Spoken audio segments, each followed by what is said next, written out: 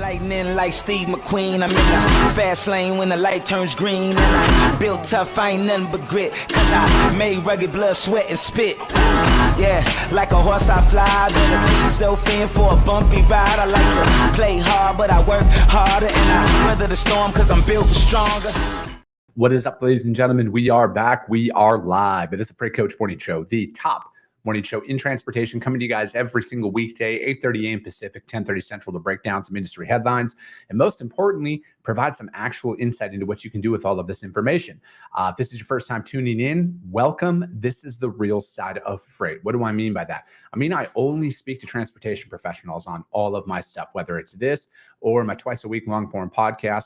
I only speak to individuals who have done what you're looking to do or who are currently doing what you're trying to achieve, so we can put the right information out there that you can apply, utilize, and see a meaningful difference in your business and your life. It's one of the many reasons why I proudly fly this American flag behind me every single day. A, we're the greatest nation on earth, but B, I'm living my American dream, and I want to help each and every one of you live yours as well. Solo show today. I got some guests coming on later this week, and you know, it's as everything is kind of coming together here in building my brokerage and building out my studio and everything. I'm kind of, the reality of being a bootstrapping your business is coming into full effect, and I'm making things happen as I can, and I'm trying to get some more guests to come on here in the coming weeks as well. And but before we do that, before we go any further in the show, as always, you guys got to give a shout out to my friends over at VHub, vhubapp.com. Whether you're a broker, carrier, or shipper, we all need access to trailers at some point in time. And the best part, you get paid to move these trailers. That's right. You get paid to move these trailers, and that's on top of the revenue that you can get by loading them out. So what they're working on right now, you guys, is they have a bunch of this is like a drop trailer opportunity, and you can get in there in Stoughton, Wisconsin, going to Milton, Ontario. They got 145 trailers in there, and they are moving them for $350 US on them. And what you can do with these, as well as the ones down in Paragould, Arkansas, needing to get up to Mississauga, Ontario, that moves for 1,000 Canadian, is you can create a drop trailer pool on this, you guys. You get in there, because these don't just have to pick up in Stoughton or Paragould, right? You can reposition them over to your customer's yard, because a lot of these large enterprise shippers, they want that. They want that capability. And now, whether you're a small fleet or a broker, you have that opportunity to build those up and make that happen. And then also, finally, they got a bunch of trailers out in San Diego, you guys. They have like 240. It's going down. It was 240 yesterday. We're at 236 today, and they're moving anywhere between $600 to $1,700 USD out there, you guys. And they're going all over the place, as you can see out here. Springdale, Arkansas, Chicagoland area, Indianapolis area, Joplin, Missouri, Memphis, Tennessee, Dallas, Texas, Laredo, you name it. They have a bunch on there. So hit them up, you guys, vhubapp.com. And my friends Zach Lonergan and Stacy Steen, they'll be in the audience. Just do me a favor, let them know that the Freight Coach sent you. Dude, comments are coming in. Whitney Young, good morning. Good fucking morning, Orange Shirt Gang. He's watching over on YouTube, just like Dylan Turner is. Good, let's fucking go. David Nelson's watching over on YouTube as well. And those, you guys, I stream live on YouTube. There's been some connectivity issues and notification issues going on over there on LinkedIn. So if you guys want to jump over to YouTube, jump over to YouTube, because I go live on there as well. Tony, what is up? Good morning. Valdivinos. There we go. I've been going back and forth in my head on how do I pronounce your last name, because I don't want to botch it. But Tony Valdivinos, good morning. Sonny Sharma, good fucking morning. Pankaj, good morning. Thanks for tuning in. Jason Vikas, good morning. Thanks for tuning in. Cam, what is up, my dude? Best notification of the day is you going live. Let's get some Freight Coach. Thank you for bringing the real news. Appreciate it, brother. Chris Brewer, what is up, my dog? Good morning, boss. Let's get it. River City Logistics to the fucking moon, baby.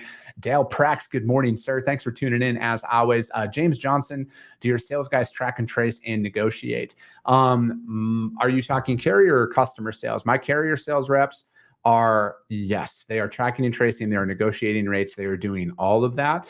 As you grow and scale up, I think that at the end of the day, having a track and trace team, or if that's something you want to look into automating it, is very key to get that off of your carrier reps desk. But otherwise, if you're talking about your sales customer sales reps out there, if they're doing track and trace and negotiating, depending on the size of your organization, man. I mean, like I'm building up and I'm starting out.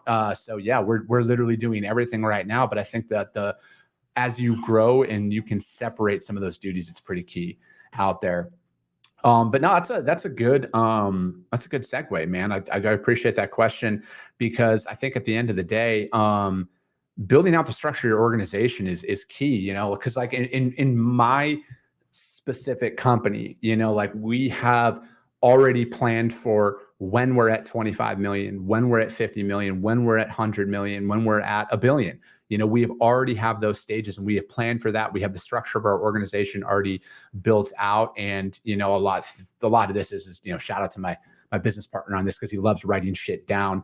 But, you know, we have our sales training, our operations training already up and running. And we have a lot of that stuff built out, man, because, you know, in one of the entrepreneur groups that I'm involved in is a lot, like the general consensus is don't wait until you're at a level to implement, right? Have that ready to go. So then, or excuse me, don't wait until you're at that level to start thinking about shit. What do we got to do to get this going?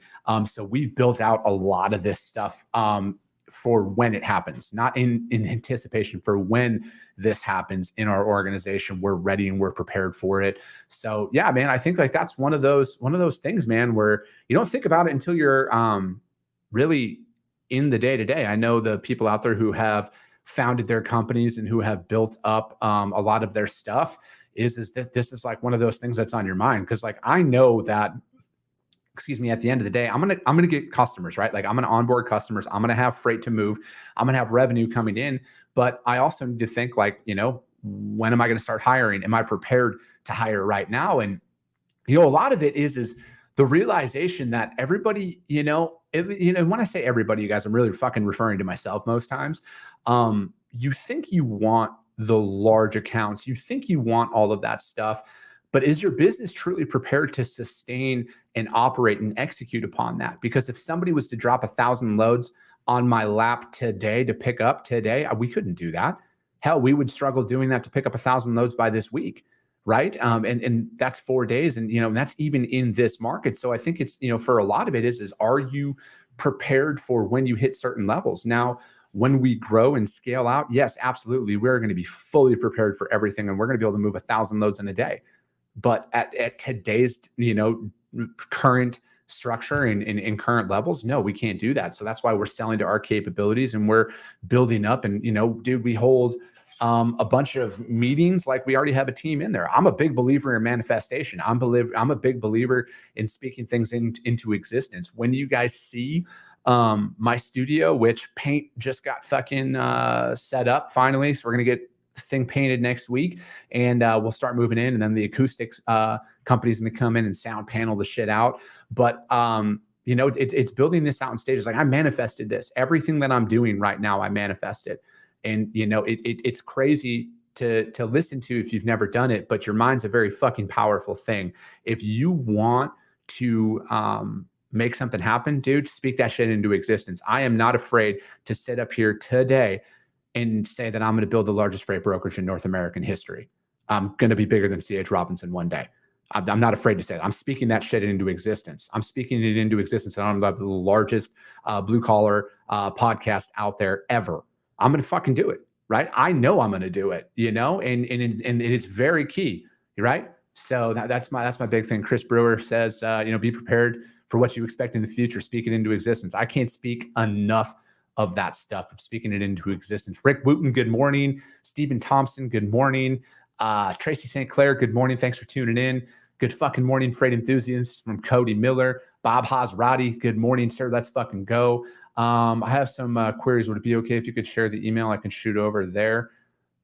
Do you have questions? Is that what you're getting at here, man? If you have any questions that you want answered, drop DM me that on LinkedIn, man. I'm send it over there. It'll be a lot easier for me to track.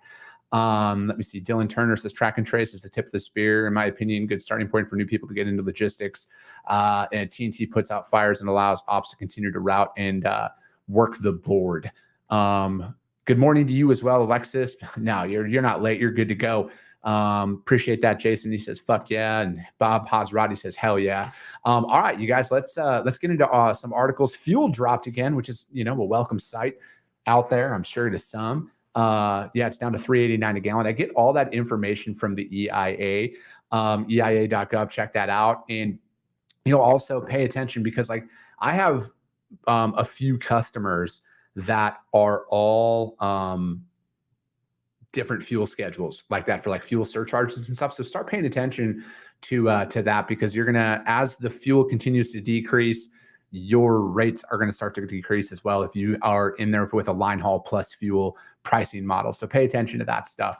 All right, first article we're going to break down is near and dear to my heart.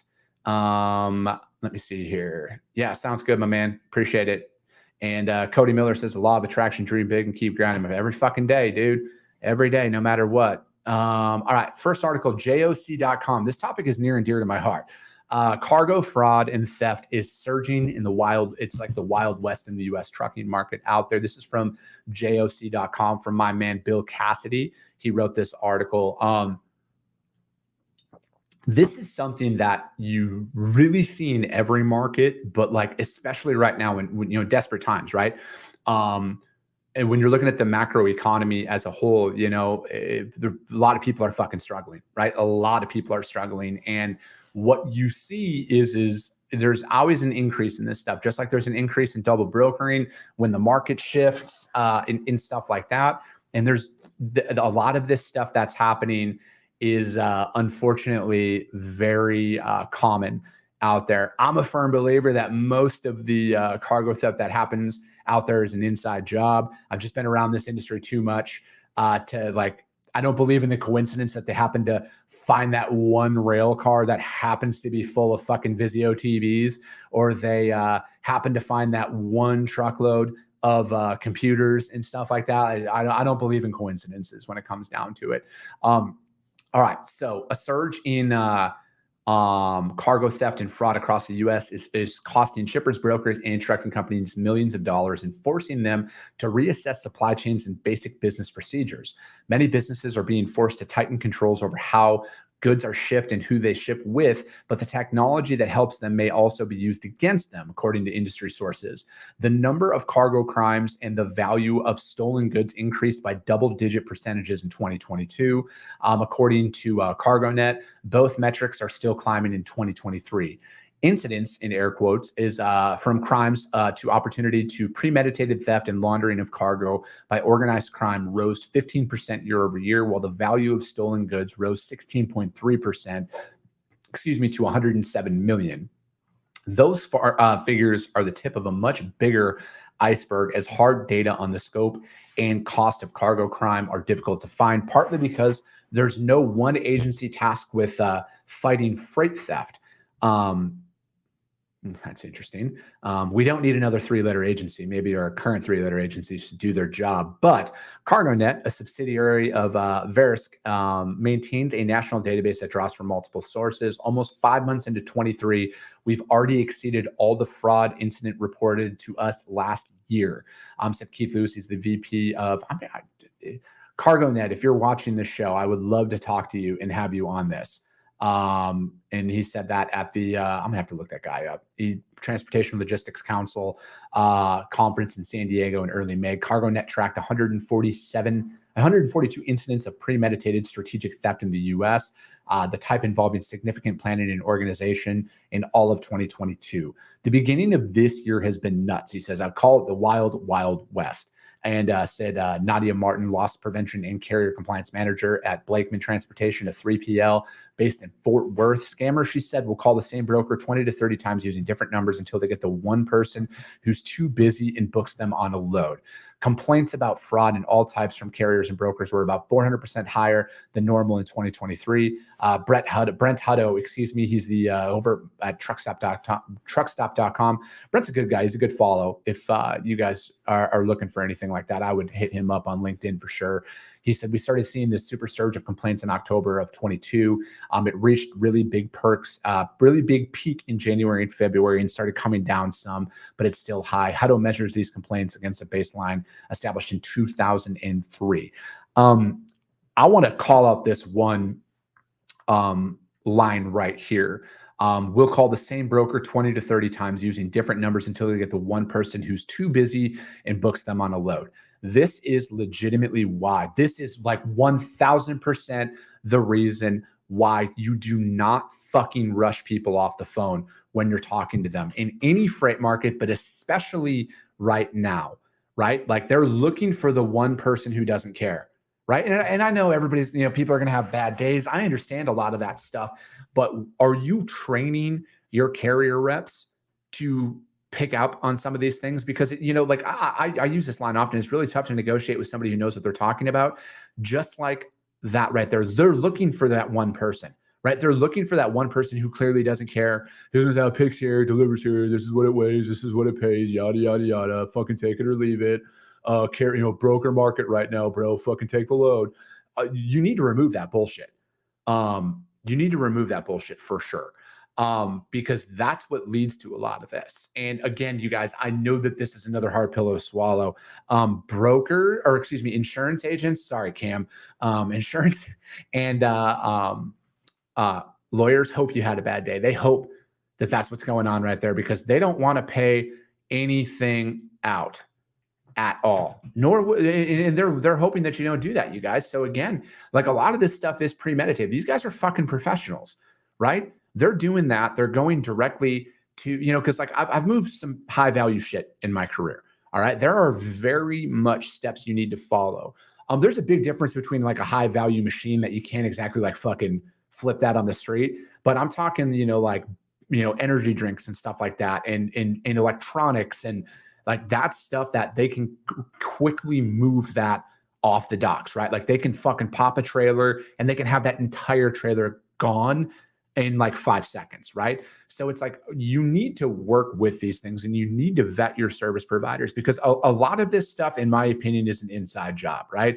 Like you can't, like I was saying, you can't tell me that it's just they coincidentally found the one rail car on a train with 1,000 fucking cars on it. They happen to find the one, right? Or the 3 or 4 truckloads of fucking energy drinks, that they just happen to find a lot of that. They know exactly who's working inside of there. They know where these trucks are going. And this is why you have strategic SOPs in place to where your drivers aren't stopping, right? They're checking in under certain metrics so you can minimize a lot of this stuff. Again, this stuff doesn't go away, right? Like I'm not ignorant. I don't live in a fucking sunshine and gumdrop world. Like shit's going to happen no matter what, but you need to have stuff in place for this. You need to protect your organization and you need to protect your customers' freight.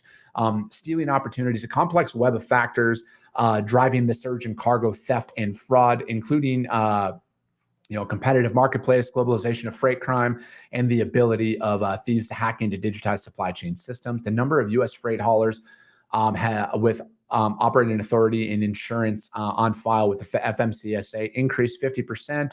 Out there, the FMCSA is getting 10,000 newbies registering a month, and they can't possibly tell which one of these are. They can possibly tell.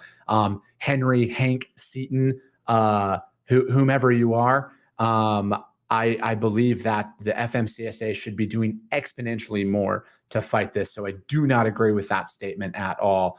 And just some rough math, if it's $300 an MC and there's 10,000 of them registering a month. Again, I went to public school. So multiply that times a full year. That's $36 million in revenue. So tell me why they're incentivized to not just fucking let anybody set up. Because again, I think if they wanted something done about it, something would be done about it. I mean, fuck. I don't want to I should have a tinfoil hat for some of these things. The government knows exactly where the fuck we are at every waking moment. You're telling me that they can't fucking do more about this? They can do more. They're just choosing not to, right? It's that simple to me. And yeah, hijacking technology. not trucks, going on, fraudulent pickups, stolen loads. And they're talking about that. Most of these loads were energy drinks. Oh, shocking. I don't read these articles ahead of time, FYI. Worth 75,000 to 200,000 loads. Solar panels are worth about $250,000. The evolution of this, again, so it's like, if you're moving some of these commodities, you guys, be very diligent of this. And your customers probably already are, but in the event that they're not, this is a great opportunity for you to get in there and solidify yourself as a true partner for them. Because again, those energy drinks, anywhere from $75,000 to $200,000 a load, those will literally be gone. Like, you think of it like this: they already know what truck they're going to take, right? Chances are, in all reality, the loader is in on the take and the driver is going to be in on the take as well. I'm not blaming truck drivers or anything like that. But again, with organized crime, it goes a lot deeper than that. And a couple $1,000s goes a long way to some people. So I think that there's a lot more people in on the take. Now, there are people who are not, and there are drivers who are harmed in some of this stuff, or their stuff gets stolen. That does happen. But again, I think that by the time everybody realizes what's happening, the shit's already gone. Like, I am legitimately convinced that a truckload of energy drinks that's going to be stolen is already sold before you even fucking sign the load. Like, it's already gone, right? So it's like, again, what are you doing about this? What are you doing about this? By doing your due diligence, by going out there and you're interviewing and you're vetting your carriers, you're vetting your providers, and then again, same thing, truck drivers out there, vet your brokers. Please vet your brokers and make sure that these guys are legitimate. This isn't just a broker should be vetting carriers. Carriers need to vet the shit out of their brokers, because there's a lot of fucking fraudsters out there. There's a lot of people out there who don't give a shit, right? And they're just out here to make a little bit of money off the top, because the FMCSA is clearly allowing it to happen, and they're going to make their money, and then they're just going to reincarnate. And again, look at it like this. It's, on average, $300, do that. Then you get your bond or whatever. So, essentially you're about $10,000. We'll call it, because you got to put a certain percentage down. We'll call it 10 grand is what it will actually cost some of these scammers. And then what? Then they scam $150,000, $200,000 worth of freight invoices, and then they're fucking out, and then they'll reincarnate. You do that a couple of times throughout the year, you can make a couple $1 million, right? Where's the incentive for them to not do it? That would come from our friends at the FMCSA. Anyways, this article, very, very well written. There's a lot of great information in here. JOC.com, fraudulent cargo fraud theft surging in Wild West U.S. truck market. Another thing, hit up my friend Cassandra Gaines at Carrier. Sure, she's got a great tool to help out with this. Broker Carrier, my software company for carrier onboarding and everything. We're going to be having some very fucking good updates out here. I can only say so much because my business partner Kyle wants to slap me every time I open my mouth, but we're working on that. Dale Prax, he has a good tool out there as well to help validate who you're working with. Again, you guys, like, this is going to come from the private sector. And anytime you see a lot of this stuff going on, you guys, this is an opportunity for you entrepreneurs out there to build a tool to solve this, because our friends in DC are not going to fucking do anything about this. They'll hold a bunch of like public queries and like Q&As and stuff, and then they just fucking won't do anything about it. Let me see here. Mario Herrera, good morning. Jonte Reed, good morning. Thanks for tuning in. Cam, he says he's got a mapping tool that shows my carriers, cargo theft hotspots. Yeah, Cam, I thought you were supposed to jump on the show this week, bro. You want to come on tomorrow and we can talk about this? Maybe? Just, you got my number. Text me. Jeff Fennel, shameless promotion, Cast Technologies for covert GPS trackers. Keep tabs on your trucks and trailers. Dale Prax says, yes, these crooks are professionals. He's been doing this for 30 years, and some of these guys are better at it than I am. Yeah, man, that's all they do, and they do it well. There are hundreds of carriers approved every day by a list of post offices, principal place of business. FMCSA does not have a database of federal buildings that these guys say that they're working out of. Yeah, it's Dale. I know Dale is just as passionate about this as I am. Next article is from, we're going to go fleetowner.com on this one. And this is exodus of fleets reaches historic levels in Q1. U.S. data shows the tumbling freight market and historically high fuel prices are teaming up to push more small fleets out of the industry, which is setting up setting records in carrier departures. This means that many trucking companies, 31,000 of them in 4 months to start the year, this data shows are folding up shop and leaving the industry, or their operators are leasing their services to larger fleets, and more are filling seats as company drivers. Watching the revocations of operating authorities with FMCSA also indicates how volatile the trucking business has been. This is apparent in another long-term trend interpreted from the FMCSA data. An industry exodus is most certainly underway right now, but those losses have many, many months to go before they wipe out the inflow of carriers, mostly 1-2 truck operators that got authorities, from July in 2020 into the first quarter of 2022 when spot rates were much more favorable.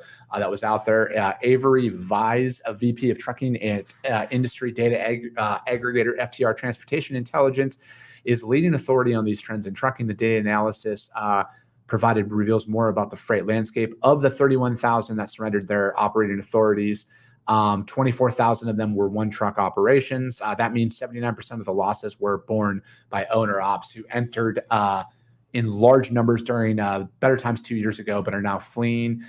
Spot rates are down 70 cents per mile from a year ago.